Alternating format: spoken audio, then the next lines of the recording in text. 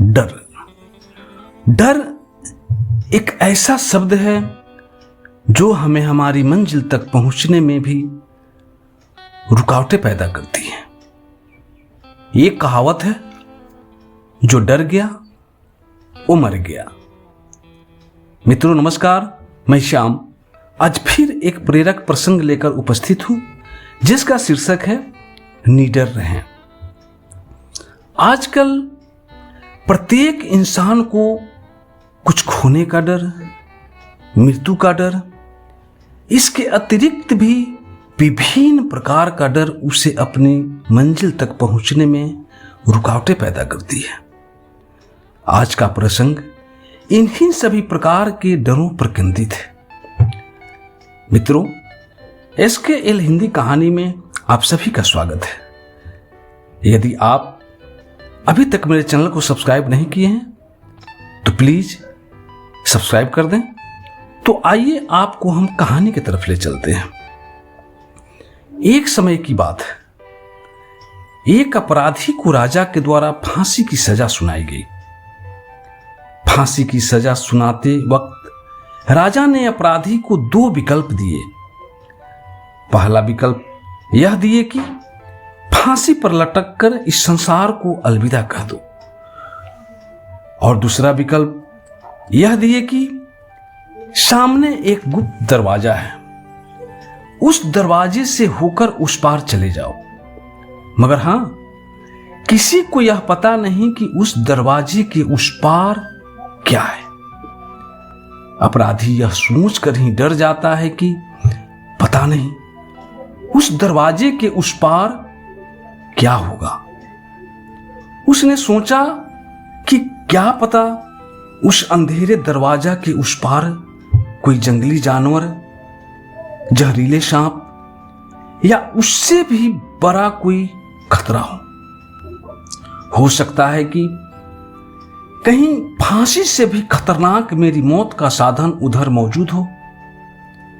इस डर की वजह से अपराधी ने दोनों विकल्पों में से फांसी पर झूलकर मरने का विकल्प चुना। फिर जल्लाद अपराधी को फांसी के तख्ते तक ले जाता है और फांसी के तख्ते पर चढ़ाया जाता है।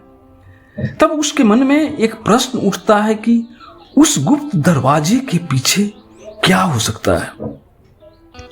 फांसी से पहले जल्लाद द्वारा अपराधी से अंतिम इच्छा पूछे जाने पर वह कहता है कि मुझे राजा से एक प्रश्न पूछने की अनुमति दी जाए। जल्लाद राजा तक यह संदेश पहुंचाता। फिर राजा अपराधी के समक्ष उपस्थित हुए। तब अपराधी ने राजा से पूछा, महाराज, आखिर उस गुप्त दरवाजे के पीछे क्या है? राजा मुस्कुराते हुए बोले, मेरे दोस्त, उस गुप्त दरवाजे के पीछे तुम्हारी आजादी थी।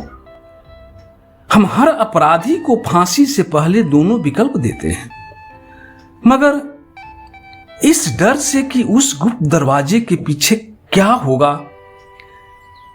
इस डर से सभी अपराधी फांसी ही चुनता है। और तुमने भी ठीक वैसा ही किया।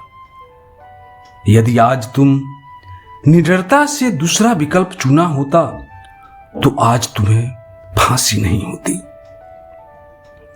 हम सभी इस अपराधी की तरह ही कई गलत फैसले अपने डर की वजह से ले लेते हैं और बाद में पछताते हैं। लेकिन बाद में पछताने से कुछ नहीं होता है, क्योंकि तब तक काफी देर हो गया होता है।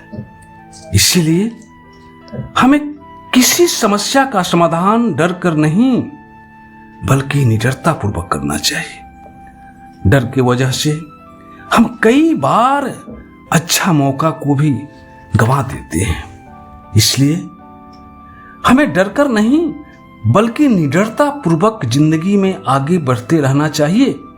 हमें जिंदगी में कठिन से कठिन समस्याओं का डर कर नहीं बल्कि निडरता पूर्वक सामना करना चाहिए। तभी हम अपनी मंजिल को हासिल कर पाएंगे, तभी हम अपनी मंजिल को हासिल कर पाएंगे। धन्यवाद मित्रों।